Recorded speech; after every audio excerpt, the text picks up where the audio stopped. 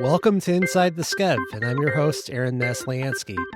Today, I'm going to be speaking with Matt Poole and Margaret Isaacson from the Evanston Ecology Center, talking about what they do there, how they support the environment, talking about their upcoming Earth Day programming that they have going on, and some exciting things that they're planning to update the center, have places for kayaks to be able to be launched into the canal, and so much more. It's a fascinating discussion.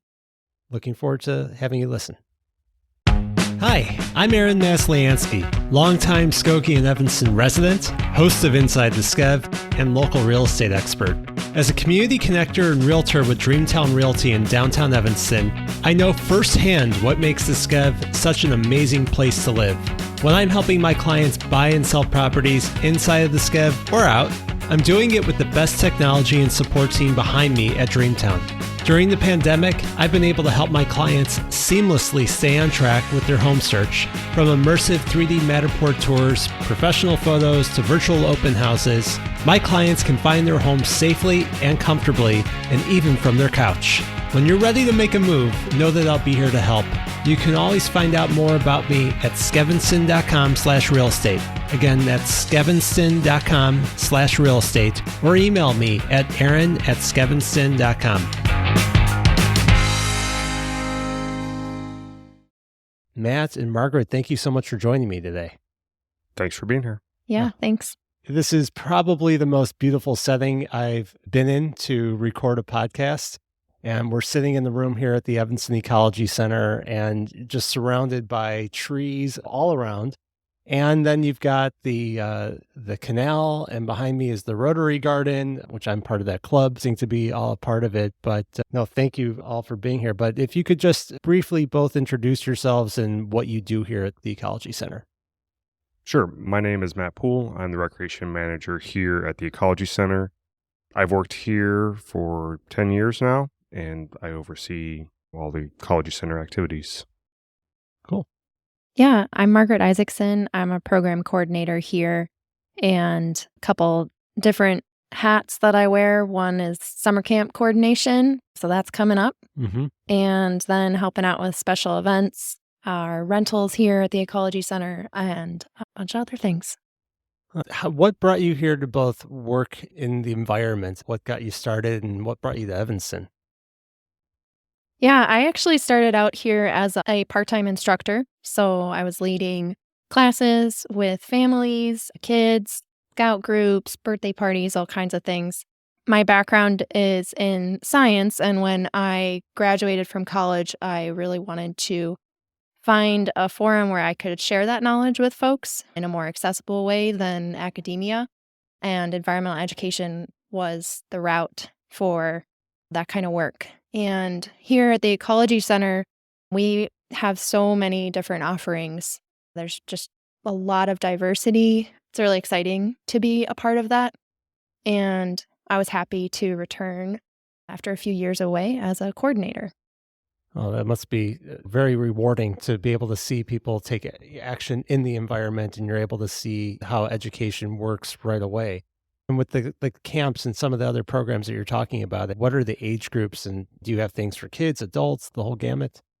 Yeah, definitely. Our age range is really all ages. So we get kids here who are taking classes as early as 2 years old, or participating in programs, really. Class is a little bit formal for some of our programming. 2 years old all the way up to adults. We have adult programming. We have events that adults are interested in.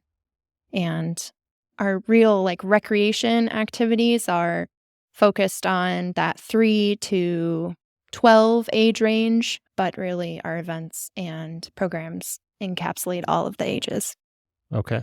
So really it's for everybody. And Matt, what brought you into environmental work? Similar to Margaret, when I graduated from college, I had a degree in outdoor education. And where I grew up in Ohio, and in Ohio, there's not a lot of Parks and Rec type programming or departments that exist. And I moved to Illinois and pursued being in a Parks and Recreation department. And then that's how I got in at a different park district and got started, helped build environmental programming there. And then the opportunity opened here at the Ecology Center 10 years ago, like I said, and I moved over here and have been here since then. Evanston's a pretty good place to be working in an environmental type of position, wouldn't you say? Yeah, absolutely. I think there's a lot of like-minded people in Evanston when it comes to the importance of the environment, and it's nice to have a lot of support from the public while we work here. Oh, yeah. Yeah. And it's such a jewel of the area, I'd have to say. And we're recording today. It is a couple days before Earth Day. Earth Day is a special day for me. My son was born on Earth Day, actually, so I'll never forget. But you guys, I'm sure, are doing a lot of programs here for Earth Day. Can you tell us a little bit about that? Yeah, we have a special event coming up called Earth Day Celebration. It's a free event that's open to the public, and the goal is to get folks interested in what different organizations around town are doing to promote sustainability, get people engaged with the environment, with nature. And so we have about 19 organizations participating from around town. And we'll also have family-friendly activities for folks to enjoy, some big bubble play. We'll have a story walk outside and a scavenger hunt just to get people excited about spring and all the trees and flowers coming up and budding, get people to be excited about outside and also have an opportunity to learn about what folks are doing around town. Yeah. What are some of those organizations that are doing things here that are going to be participating? We've got a really wide variety of participating organizations. There are nonprofits, there are folks from the city who are coming out to support, and even like transit authorities. So a couple examples, we've got the Sustainability Office and Solid Waste Coordinator coming from the city to speak about their programs. We've got Climate Action Evanston as a pretty big presence in town with promoting sustainability efforts ranging from environmental justice to composting and urban agriculture. We've got some organizations like Rebuilding Exchange and the Waste Shed coming to talk about their efforts in sustainable construction use.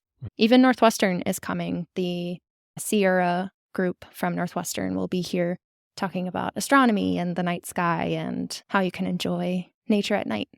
You're mentioning all these former guests of this show, actually. So it's great. pretty cool that everyone's like kind of collaborating together on this special day. And is it all day? Does it start in the morning? When should people show up? Yeah, folks are welcome to come between 10 a.m. and noon. We will have the indoor farmers market going on at the same time. That starts at 8 a.m., but our outside activities where the celebration of Earth Day will be taking place will start at 10. Wow, there's a lot going on. Definitely. You got a big job here. And you guys have a lot of events, though, throughout the year. It's not just for Earth Day. You have, like you said, the camps and things like that. What are some other examples of things that take place? Excuse me. Margaret said we have a whole variety of programming that we do throughout the year. We have two main branches of programming. It's either summer camps or school year programming. Right. The largest special event, we do a variety of special events that are based out of the Ecology Center. The ones that we manage here are the Arboretum Egg Hunt, which happened just a couple weeks ago. We do an event called Bugaboo, which is a non-scary Halloween walk where young families can walk through the Arboretum and learn a little bit about some of the animals that live in and around Evanston. And then finally, the largest special event that is housed out of here that we oversee, since we are part of the Parks and Recreation Department, is the Zombie Scramble, which is a fun run event that happens through the Arboretum and Butler and Twiggs Park. Has about 1,000 participants and probably an additional 1,000 people come out to support the event, support the runners, just to be around all the energy. That's cool. You also have done things where you have camping, like where you can sleep outside over here in the summer, right? Yeah, some of our summer camps do overnight campouts, which is a really cool experience starting at age 8 and up through our Eco Explorers camp, who actually go outside of Evanston to a state park in the area and camp out. We have done some family campouts in the past and looking to expand that programming. We also just love to do campfires with families down at the lakefront and here in the Arboretum. It gives people a chance to enjoy nature at night, like I said. I know. I want to come to that. I think a couple of years ago, we had planned on going to the family campout, and I don't know exactly what happened. I think there was a big storm that night, so it got canceled. But I was looking forward to that. But Matt, you're the manager here, recreation manager here, and you're helping to grow these programs and things that are going on. And one of the things that you have are like the urban demonstration garden and the apiary. Can you tell us a little bit more about some of those initiatives that you're working on? Sure, absolutely. The urban demonstration site is we call it the Farmette here. And it is this place where we have 9 different areas inside of that space where we have different versions of urban farming. So raised beds, vertical garden, hoop houses. We have a native plant area. We have an in-ground gardening area. And we use that for 2 different purposes. One, just our general programming as well, but also for food creation for our animals here. So we grow some of the food that we feed the animals that are housed at the Ecology Center that we use for other programming. And we try to offset some of that cost by growing our own food. And then we also have an apiary where we teach about pollinators and bees, and we bring camp groups out, and then occasionally we'll harvest the honey and then provide it to some of either the EEA, so the Evanston Environmental Association, is the nonprofit group that supports the Ecology Center. They're the main funding source behind the apiary, and also we provide that honey sometimes to some of internal staff, just as a thank you to people that work for the Parks and Rec department. I bet it tastes pretty good, huh? It does. Yeah. That's so great. You have so many great initiatives that you're working on. The programming that we're talking about here, it's a fun place to be. I feel like it gives life to the community. We talk about so many different types of things around town, and obviously Evanston's got the lake front and all these places here, but this ecology center, I feel like, makes it healthy in many different ways and teaches people how to maintain a healthy environment. And one of those things in terms of like healthy environment and the climate, and Evanston's got a climate action resilience plan, CARP, and that talks a lot about how Evanston is going to really adapt with climate change. But how does the Ecology Center come into that conversation? Yeah, so a lot of the CARP plan is run by our sustainability coordinator, Cara, and we just had a meeting yesterday about it, but we are looking to try to make the Ecology Center the clearinghouse for all this information that as it becomes available, people could come here to gain the knowledge that is being shared by the city, the different initiatives the city is doing between what we do here at the Ecology Center, between what's happening through the Office of Sustainability, through Health and Human Services E-Plan. It's all kind of integrated together. We want to be the place where people can come to if they have questions or they have thoughts about the program, and then we would be able to disseminate out that information. So they can see it in action at that point. But yeah, parts of it we can do here. As far as the programming and the education piece, we can handle that. But there are parts of the CARP that are run by Public Works, or that are going to be run by the housing, the building and inspections department. What we can handle here, we want to be able to be that place. And right now there's not a specific central place for people to come to get more information about CARP in the city. Some of the things that I was looking through the plan, it has to do with reducing waste and increasing clean energy that we're using here, or how we update how much water we use and things like that. Are there other towns that are doing something similar? Does Skokie have a plan like this that you're aware of, or Chicago? It's a great question. I think Kara does some really great work looking at what other cities are doing. And I know I've heard her speak about places are reaching out to Evanston to find out, what are you guys doing? How can we model off of that, and vice versa? So I think there's great conversations between the Office of Sustainability and other towns around the country, really. Yeah, I think when CARP was established initially, Evanston was definitely at the forefront with some of the goals that had been established, and other municipalities have started to catch up and start either creating, formalizing goals, or have internal conversations about how they want to reduce their waste and become more sustainable. I think it's so important because it's like that you have to start local in order to be able to start to affect change everywhere. And you can't just look at a national plan, but I think there are a lot of initiatives that are taking place on the federal level now with helping to support electric vehicles or clean energy. And I can only imagine that's going to cascade into benefits for Evanston and being able to utilize those funds to do things here. Not to be lofty about it, but that's one of the things that we talk about here is that a lot of our programming is for younger kids, and that we hope to give them a sense of belonging in nature on the natural world, so that they want to take steps when they're adults to make positive decisions for their environment. And we think that by introducing these topics young, that they have a chance to grow within that. And so that when they become adults and they have their own children, they can learn that the importance of the environment, importance of sustainability. To speak for myself, that's where I gained a knowledge of it. My parents, it was important to them when they were younger, and then it got instilled in me as a child, and then now I pass it on to my children and to any other child that kind of comes through the Ecology Center programming.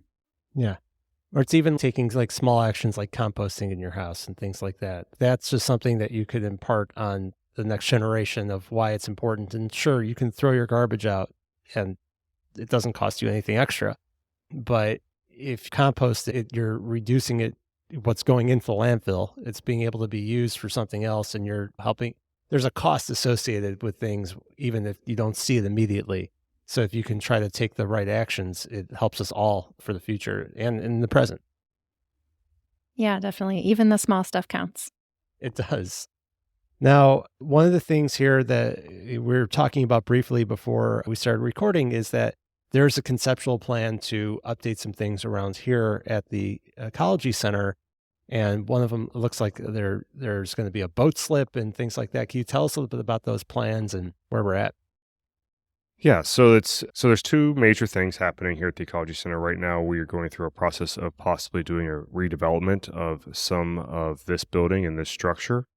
And associated with that is also a plan to put in a canoe launch off of the parking lot or adjoining parking lot here to get access to the North Shore Channel. We're very early on in both of these processes, but right now we are developing a plan to there's an engineering study happening for the canoe launch itself, and our hope is that we would be able to have that work done and completed by fall of 2025. Put that timetable on it because there's still a lot of fundraising efforts needed. Some of those fundraising efforts would be led by the EEA and then with support from City of Evanston. I'd be really looking forward to that because I think it would be fun. I like to bike ride along the path here all the way up and down. And it's really cool if you go all the way through to Chicago and just do a loop around to some of the other bike paths around here. But I imagine you guys enjoy some of the outdoor recreations that this area has. What do you take advantage of here? Yeah, I personally ride my bike to work whenever I can, and that's always enjoyable. But also, I think most of us here at the Ecology Center are pretty passionate about camping and hiking, and really in this area, getting out on the water when we can. So we do a lot of canoe programming with our summer campers, also just with school and scout groups and families.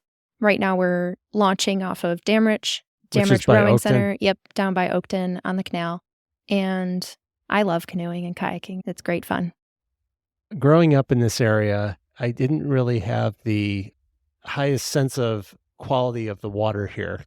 Let's just say that. You just thought it was gross. But it seems like it's been cleaned up quite a bit, right? Is it clean when you're kayaking or canoeing down there? Yeah, so part of what we do here is we do a lot of water testing programs just to try to teach kids about water and the different particulates that you can find in various bodies of water. And we find more often than not that the canal tests cleaner than even the lake does. And so this perception that the canal is dirty is an old historical perception, of course. And also we know that at Howard, that is where one of the waste treatment releases into the river, but only after it is completely neutral is when it goes into the canal itself. The only time the canal might have a problem is after a large rain event, and the storm system is forced to put some of that water into the canal. Right. But that's for our area here, that's very rare that we have a contamination event in our water space. It's just an old viewpoint about the canal, and also it doesn't help that There are signs that still exist along the edge of the canal that say, don't touch the water, and if you do, go get yourself tested and checked out. And while I think it's important that people don't just get into the water because we don't know what's actually underneath some of that murky, like sticks and whatever else might be under there, you can get yourself stuck. But it's not dangerous in any way at all. And there's even events that happen through Friends of the Chicago River where they call it the Big Float, and city commissioners and the president or the executive of the Cook County Forest Preserve will go on a tubing ride in the water. Everybody gets in the water and floats down in large tubes for several miles. So perception that it's dirty is an old, antiquated viewpoint. There's a ton of wildlife too that relies on the canal that we see on canoe trips and just here at the Ecology Center. I mean, everything from aquatic life to semi-aquatic like muskrats and beaver, and so many birds rely on that waterway as well. Recently, there's been a viewing of an osprey flying up and down the canal, and we have all kinds of owls and all kinds of birds use it as a main corridor. That's pretty amazing. A few years ago, I went to the Water Reclamation District plant on Howard, and I got a tour of it, and I met with Commissioner Dubuclet and some of the other plant manager and one of their people from their communications department. And they showed me how they cleaned that water and talked about how UV sterilizes the water before it goes into the canal, and how they have the Deep Tunnel Project, which basically sends, when there's a huge water event, they'll send it down to the Stickney plant. So it's not necessarily being immediately discharged into the canal or into the lake. So I totally hear what you're saying. It is an antiquated view because it didn't used to be like that. It was pretty bad, but they spent billions of dollars to clean up our waterways. And it just even, I was talking about taking a bike ride, you go all the way up and down this path. And even in Peterson Park, and where the river comes into the canal, and people going on these boat rides like you're talking about, it's just really amazing. It's just gorgeous to be able to have this treasure right here in our community. Yeah, absolutely. And I think part of our goal is with the building of the new canoe launch is to provide programming or provide the opportunity to people of Evanston in the area, at times free of charge, just to try to get people on the water, give them the experience of canoeing or kayaking, and try to change that perception here locally.